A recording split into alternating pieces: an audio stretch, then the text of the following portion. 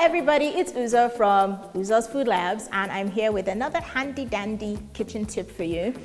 I love these kitchen tips because they're technically not rocket science, but you always have an aha moment. And this one involves a kitchen sponge and a sharp knife. So if you're like me and you like to clean thoroughly, there are certain things that give me a headache when I'm cleaning.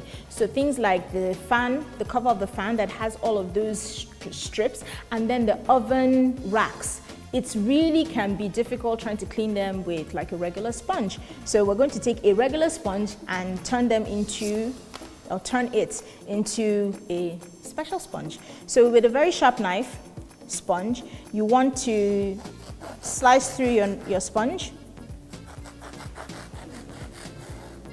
but you still want the back to be secure. So you're not going to go all the way through. Lengthwise and acrosswise. Please tell me what that actually is. Is it vertically and horizontally? Let me act like I actually earned my degrees. So we've done that. So you have, it looks like a Rubik's Cube in a sponge. And so what this does is, by doing this, you've automatically created grooves in your sponge so that when you're cleaning your fan surfaces, the grooves will just nicely clean them. And then when you're cleaning your oven racks, nicely clean them. I should probably have gotten an oven rack to show you how this is.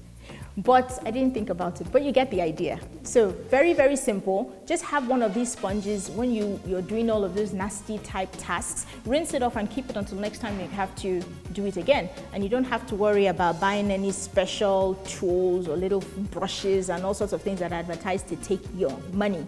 So try it. I'd love to hear from you. If you have any other kitchen tips that you'd like to share with me and the rest of the world, Uzo's Food Labs is the YouTube channel, and across social media is Uzo's Food Labs as well. Until the next time I come your way again, keep doing DIY things in your kitchen.